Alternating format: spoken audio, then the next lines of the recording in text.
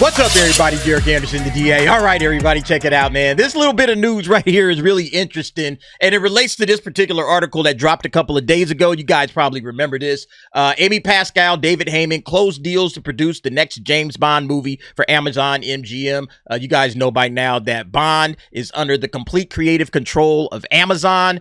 They have now named their two producers that are going to be heading that up. Amy Pascal is of Spider-Man fame, and then David Heyman is the British producer of the Harry Potter films. And a lot of folks were saying, okay, that sounds good. You know, those two franchises have been mostly okay. Not a whole lot of concerns and issues there. But as long as Jennifer Salke is the head of Amazon Studios, as long as that chick is running the show, it doesn't really matter. We can't get too excited about this, you know, because that chick has destroyed everything from Wheel of Time to Lord of the Rings, right?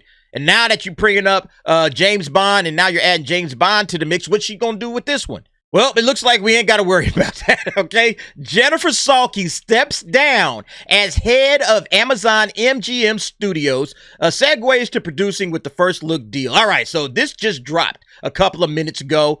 Jennifer Salke is out. All right, she is out. She's stepping down as the head of Amazon Studios, and it looks like she's going to go on and make films, all right? Doesn't that sound familiar? Where have we heard this before? Oh, yeah, that's right. It was with your girl, Kathleen.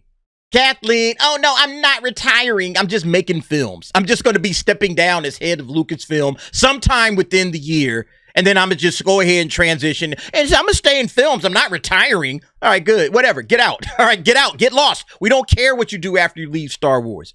And so, yeah, it looks like it's going to be the exact same thing over here with Jennifer Salke. Let's read this real quick. In a surprise move, Jennifer Salke is stepping down as head of Amazon MGM Studios after 7 years. The news was just shared with staff by Mike Hopkins in a memo, which you can read below. Salke is segueing into a First Look film and TV producing deal with the studio. Yeah, and then this part right here is interesting. Salke will not be replaced. So they're not even going to replace her. They're just going to eliminate the role altogether. It's like, yeah, we don't need a head of Amazon Studios, all right? We're just going to get rid of that. We'll have the head of TV, Vernon Sanders, and then the head of TV, Courtney Valente, reporting directly to Mike Hopkins. Courtney Valente is the head of film. I don't know why they got this in here twice. But then Sue Kroll will also continue in her role as head of global marketing across both film and TV. Yeah, so they'll just get rid of the role, which makes a lot of sense in a lot of ways. Like, what's the point of having you here? You're like, you don't really do nothing but tear down good franchises. You already tore down Lord of the Rings. You tore down Wheel of Time. Now we got Bond. We paying too much money to let you run this. You know, so this is one of them situations. I think it's going to be the exact same thing over there at Disney with Lucasfilm. They're just going to quietly exit Kathleen, and they're not going to replace her. What's the point? You know, we could just have everybody report directly to Bob Iger. It's like, yeah, report to the top like they're doing over there at Amazon. I mean, it kind of makes sense. You know, Salke has done nothing whatsoever. You know, I mean, aside from, you know, like, okay, Reacher's solid. You know, The Boys, Jack Ryan, you know, those started out good. Outside of that, it's like, you know, it's just kind of hit and miss. And especially when you're paying billions and billions of dollars like they did with Lord of the Rings, you got to get it right. If you don't get it right, it comes down on your head. This is the exact same thing with Wheel of Time. Look, I was tripping off of this. Wheel of Time right now, there's a third season of Wheel of Time going on. And Collider had posted this up yesterday. The Wheel of Time just delivered one of TV's most stunning episodes. So why aren't more people talking about it? Because people ain't watching it. Wheel of Time fans just chucked up the deuces. They said, yo, we out of here, man. We are out of here. We're not finishing in this. Why? We got books we can read. We don't have to watch this trash. They're bastardizing the entire thing, man. Wheel of Time fans ain't rocking with this. Just like Lord of the Rings fans have checked out of Rings of Power. I checked out of Rings of Power. I couldn't do it no more, man. It's like, man, look, this thing, I think I dipped out after like the third episode of season 2. I was like, man, I'm good. I'm good. Look, now I'm a statistic, okay? I'm one of the statistics. Oh, X amount of people started and didn't finish it. I'm one of them, all right? I'm one of the people that started and didn't finish it, and I don't think I'm ever going back. I mean, it's been a long time since that thing dropped. But yeah, Wheel of Time, it's the exact same thing, right? There's a reason why we do it. The Wheel of Time showrunner responds to fans who are still upset over the Prime Video's show plot alterations. Yeah, folks are tired of cats changing up the plot and doing whatever they want to do. And so, yeah, now you're shocked and surprised. Oh, I wonder why nobody's talking about it. Well, yeah, again, nobody's watching it. You aren't attracting new fans. This is what you're supposed to be doing. You're supposed to be attracting new fans with the material, Jennifer Salke. You're not supposed to be trying to change the entire story away from whatever it was that people loved about it in the first place. And then everybody's complaining about it, and the showrunner, oh, I'm sure it drives people crazy. Yeah, you damn right. And people ain't watching. Yeah, like this last paragraph from Collider. Despite delivering one of the most visually and emotionally compelling episodes in recent memory, The Wheel of Time still isn't getting the recognition it deserves. Whether it's because of Prime Video's marketing strategy, release timing, or long breaks between seasons, the show just hasn't broken into the mainstream conversation the way other fantasy series have. See, I'm not a big Wheel of Time fan, and I check on it, and it's like, it's all right, but it's nothing like everybody else describes it as. Oh my God, The Wheel of Time is amazing. And it's like, all right, well, I watched the show and the show ain't amazing. So I'm just good. I'm done. I don't even think I got out of season 1. I watched a few episodes and I was like, not worth my time. I got other shit to do. Fans of Game of Thrones, Lord of the Rings, and even those who don't typically gravitate towards fantasy should be watching. If this episode proves anything, it's that The Wheel of Time belongs amongst the greats. As the series continues to push the boundaries of what TV fantasy can achieve, it's time more people started paying attention. Well, you got to have a good show in order for people to pay attention. Maybe you like it. And again, maybe there are some people that absolutely rock with the show. I can't say nothing about it. But yeah, this came under the banner of Jennifer Salke. They're paying a lot of money for these prestige franchises like Lord of the Rings, like Bond, and they just can't get the job done.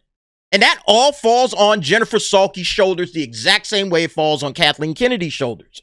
They got to get these chicks out of here, man. It's like, look, I'm sorry, it didn't work out, all right? You are costing us major amounts of money. We're not about to let Jennifer Salke do that with Bond. It's not happening.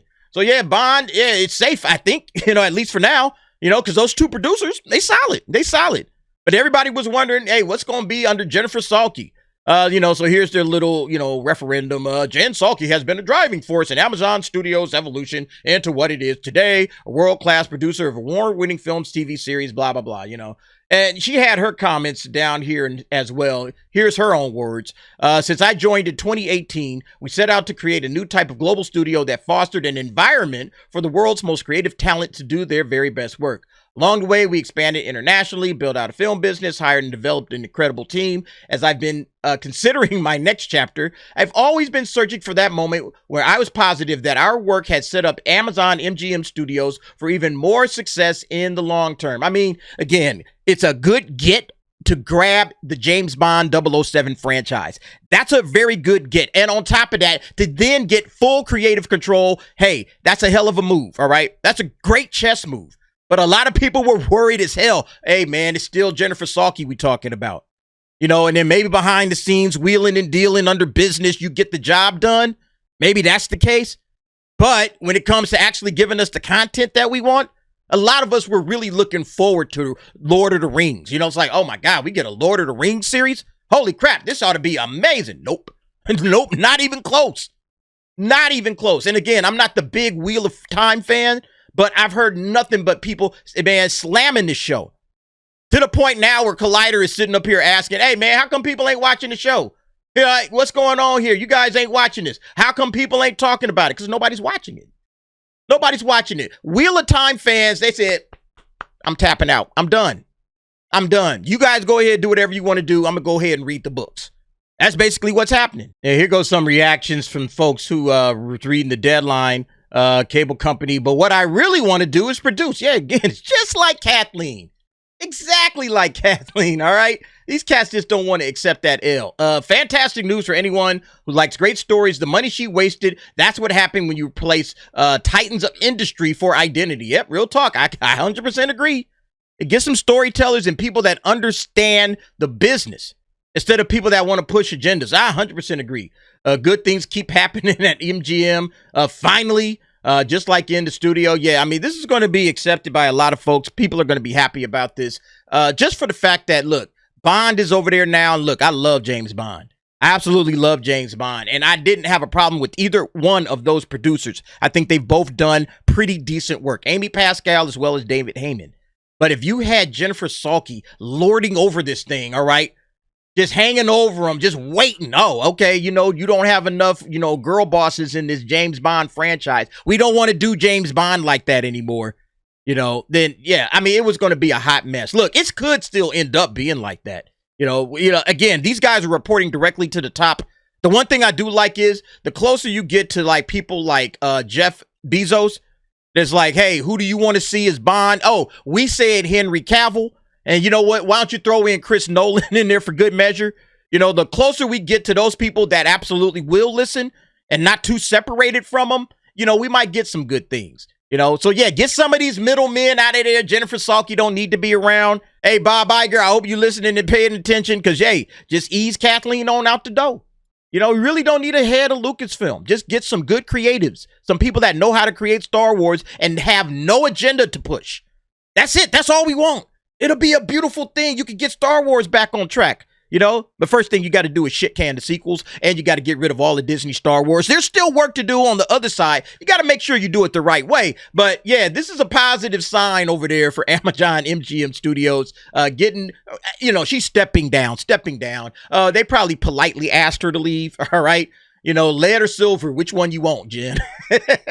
Not literal lead, you know what I'm saying. Anyway, y'all let me know what y'all think about this situation. I think a lot of Rings of Power fans are probably like, yep, you getting what you deserve. Same thing with Wheel of Time. James Bond could be spared. We'll have to see. Anyway, y'all let me know what y'all think about this. Jump down in the comments. Give me your thoughts and opinions on that. And thanks for watching. See you next time.